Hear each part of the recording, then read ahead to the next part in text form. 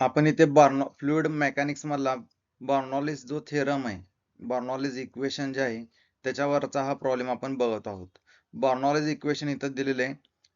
Section 1 आणि 2 असे दर दोन सेक्शन असतील तर बर्नौलीज इक्वेशन आहे P1 upon rho G V1 square upon 2G plus Z1 is equal to P2 upon rho G plus V2 square upon 2G plus Z2. P1 याचा earth pressure, V याचा अर्थ velocity, Z याचा अर्थ datum head. P1 upon rho g म्हणजे pressure head, V1 square upon 2G म्हणजे velocity head, त्याला आपण म्हणतो कायनेटिक हेड. आता आपण बघूया याच्यामध्ये प्रॉब्लेम काय दिलेला आहे. Water is flowing through a pipe having diameters 30 centimetre and 15 centimetre. Given मध्ये आपण लिहिणार आहोत D1 30 सेंटीमीटर, युनिट कन्वर्ट करा मीटर मध्ये. D2 इज इक्वल टू 15 सेंटीमीटर, युनिट कन्वर्ट करा मीटर मध्ये. द रेट ऑफ फ्लो म्हणजे हा डिस्चार्ज दिलेला आहे क्यू दिलेला आहे. Rate of flow through pipe is 40 litre per second. तर क्यू दिलेला आहे इथं 40 litre per second. Unit conversion metre cube second per second मध्ये करण्यासाठी 1000 न डिवाइड करा. क्यू मिळेल 0.04 metre cube per second. The section at 1 is 5 metre above the datum. म्हणजे इथं बघा आपण ही जी पाईप घेतलेली तिथं तुम्हाला दाखवलं ऍक्च्युअल मध्ये अशी पाईप असणार आहे. तर हे जी 2D लाईन मध्ये आपल्याला अशी दिसेल.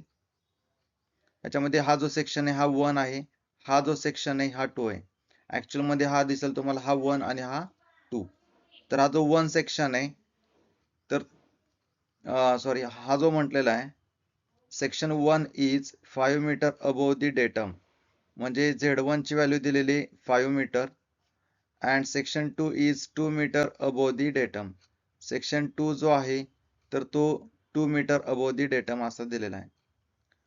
If the pressure at section 1 is 45 Newton per centimetre square. तर इथं P1 दिलेला आहे 45 Newton per centimetre square. Find the pressure at section 2. Find the pressure at section 2. इथं डायमीटर दिलेला आहे D1 30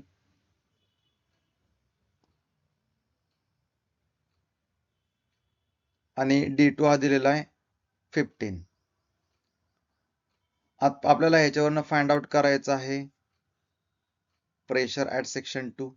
यासाठी आपल्याला यूज करायचा बर्नौलीज इक्वेशन. बर्नौलीज इक्वेशन मध्ये आपल्याला P1 दिलेला आहे का, तर यस दिलेला आहे.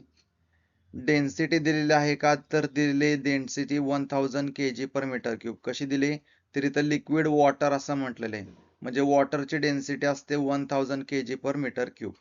त्यामुळे आपल्याला इथं डेन्सिटी दिलेली आहे. जी ची व्हॅल्यू असते 9.81. V1 दिलेला आहे का, तर गिवन मध्ये V1 दिलेला नाहीये. Z1 आणि Z2 दिलेत का, तर येस Z1 आणि Z2 दिलेले आहेत. आता फक्त आपल्याला व्हेलॉसिटी काढायची. V1 आणि V2 दिलेले नाहीत. यासाठी आपल्याकडे फॉर्म्युला आहे Q is equal to AV. आता Q is equal to AV साठी आपल्याला इथं Q दिलेला आहे पण एरिया दिलेला नाही. पण एरिया काढण्यासाठी D1 आणि D2 हे डायमीटर दिलेले आहेत. A1 चा फॉर्म्युला आहे area A1 is equal to pi by 4 D1 square. D1 इथं दिलेला आहे 0.30. ही व्हॅल्यू इथं टाका, तुम्हाला आन्सर मिळेल 0.07068 मीटर स्क्वेअर. A1 जसा आहे तसाच A2 is equal to pi by 4 D2 square. इथं D1 आहे, इथं D2 आहे. A1 आहे, A2 आहे. D2 ची व्हॅल्यू बघा 0.15 मीटर आहे. इथं व्हॅल्यू टाका, तुम्हाला आन्सर मिळेल 0.01767 मीटर स्क्वेअर. आता आपल्याकडे फॉर्म्युला आहे Q is equal to AV. आपल्याला व्हेलॉसिटी V काढायची, त्यामुळे मी A इकडे घेतो. A V ला मल्टिप्लाय इकडे गेल्यावर काय होणार आहे, डिवाइड होणार, म्हणजे Q upon A is equal to V. तो इथं लिहिलाय formula. Velocity is equal to discharge upon area.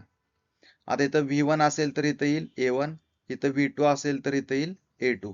Q सगळीकडे सेमच राहतो, कॉन्स्टंट राहतो अकॉर्डिंग टू कंटिन्युटी इक्वेशन. मग V1 is equal to formula असेल Q अपॉन A1. Q इथं दिलेला आहे 0.04. A1 तुम्ही फाइंड आउट केलेला आहे 0.07068. तो इथं फाइंड आउट केलेला आहे. ह्याचा आन्सर येईल 0.565 मीटर पर सेकंद. जसा V1 काढला तसाच V2 काढायचा आहे. फॉर्म्युला सेम आहे. V1 च्या जागी V2, A1 च्या जागी A2. Q सेमच राहणार आहे, जो इथं आहे 0.04. A2 इथं तुम्ही फाइंड आउट केलेला आहे 0.01767. तो इथं A2 ची व्हॅल्यू टाकायची. याचा आन्सर तुम्हाला मिळेल 2.263 मीटर पर सेकंद. आता बर्नॉलीज इक्वेशन 1 आणि 2 ह्या दोन सेक्शन साठी अप्लाय करूया. इथं P1 तुम्हाला दिलेला 45 युनिट कन्वर्ट केल्यानंतर 45 इंटू 10⁴ न्यूटन पर मीटर स्क्वेअर मध्ये. रो ची व्हॅल्यू असेल 1000, जी ची व्हॅल्यू आहे 9.81 प्लस V1 आहे 0.565, 2 इंटू 9.81, 2 इंटू 9.81, जी ची व्हॅल्यू आहे 9.81. Z1 आहे 5 मीटर, इथं व्हॅल्यू टाकली. P2 ची व्हॅल्यू आपल्याला फाइंड आउट करायची आहे.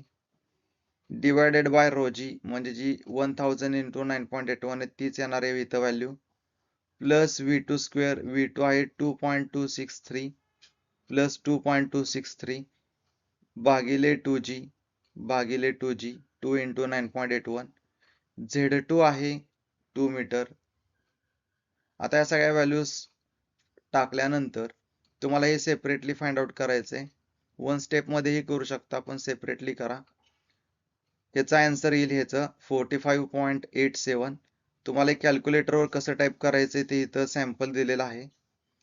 पुढचं जे त्याचा आन्सर आलेलं आहे 0.0287. ह्याचं कॅल्क्युलेशन कसं येईल कॅल्क्युलेटरवर ते इथं दिलेलं आहे, प्लस 5.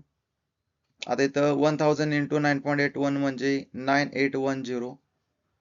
ह्याचं जे आन्सर आहे ते असेल 0.115 आणि 2 ॲज इट इज. आता इथं ही जी टर्म आहे लेफ्ट साईडची त्या सगळ्याची ॲडिशन 50.898 असं येईल आणि ह्या दोघांची ॲडिशन 2.115. ही टर्म इकडे घेतल्यावर मायनस होईल. मायनस झाल्यानंतर ही टर्म ॲज इट इज राहणार आहे.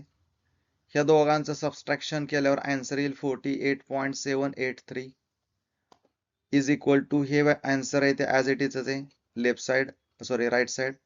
आता 9810 ह्या साईडला घेतल्यावर इक्वल टू साईडच्या लेफ्ट साईडला घेतल्यावर काय होणार, मल्टिप्लाय होणार आहे. ह्या दोघांचा प्रोडक्ट येईल 478.56 इंटू 10⁻³ न्यूटन पर मीटर स्क्वेअर. अशा प्रकारे आपल्याला फाइंड आउट करायला लावलेला P2 तो आपण फाइंड आउट केलेला आहे.